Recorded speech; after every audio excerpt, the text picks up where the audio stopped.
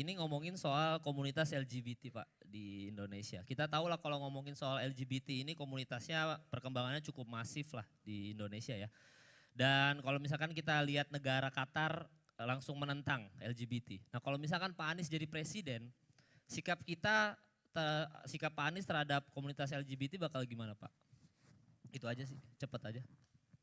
Ya gini, jadi kita bukan negara sekuler, tapi juga kita bukan negara berdasarkan satu agama. Kita negara berdasarkan Pancasila.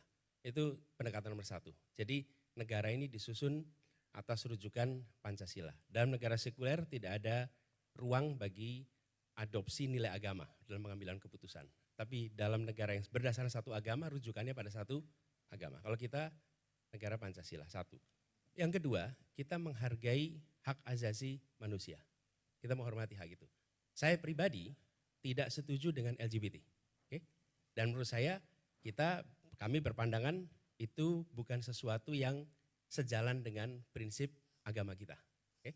Lalu Indonesia adalah negara Pancasila.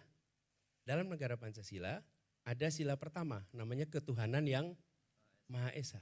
Ketuhanan Maha Esa itu pengambilan keputusan-keputusan kita salah satunya merujuk kepada agama. Jadi hak-hak pribadi yang harus dilayani oleh negara tidak boleh ada diskriminasi. Mengurus apapun, kegiatan apapun itu adalah hak dia. Karena itu adalah hak dia sebagai warga negara. Itu dilakukan. Kemudian preferensi dia untuk misalnya pernikahan. Pernikahan yang diakui oleh negara adalah pernikahan yang diakui oleh agama. Karena apa? Itu pernikahan adalah proses religius. Proses yang dilakukan secara keagamaan. Lalu negara mencatatkan. Selama agama-agama di Indonesia, ada 6 agama yang diakui, menyatakan tidak menerima LGBT, maka negara juga tidak bisa mengakui. Kenapa? Karena itu proses agamanya tidak ada di situ. Nah dengan cara seperti itu, hak sebagai warga negara, siapapun itu, kita harus berikan, mengurus KTP, ngurus izin apapun sama proteksi, tapi ketika permintaan untuk pernikahan maka negara tidak bisa berikan karena agama apapun di Indonesia tidak menyetujui LGBT. Gitu jawabnya. Oh ya berarti kalau misalkan mereka tadi ada pertanyaan juga sih titipan.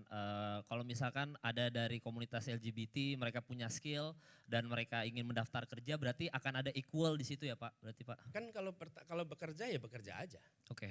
Menurut saya justru malah jangan lebay. Iya iya, kan?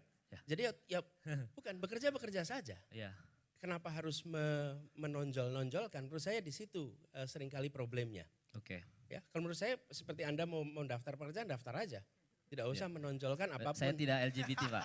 Saya masalahnya. Saya tidak LGBT. Saya baru punya anak Pak Anies. Loh, kan saya kan nggak boleh menilai Anda LGBT atau bukan kan? Oh, iya. Iya kan? Tapi kalau Anda merasa soal lain gitu kan? Iya. Alhamdulillah masih sama perempuan. Iya. Nah maksud saya justru itu. Menurut iya. saya ya kalau mau daftar kerja aja. Itulah netralitas. Dan dengan begitu hak untuk pekerjaan, hak untuk pengakuan dari negara sama. Tapi kalau meminta negara mengakui, kalau negara sekuler dia tidak memasukkan unsur agama dalam pengambilan keputusan negara. Kalau di Indonesia yang disebut sebagai pernikahan itu adalah proses religius.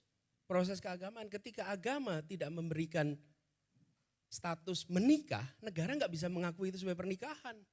Betul kan?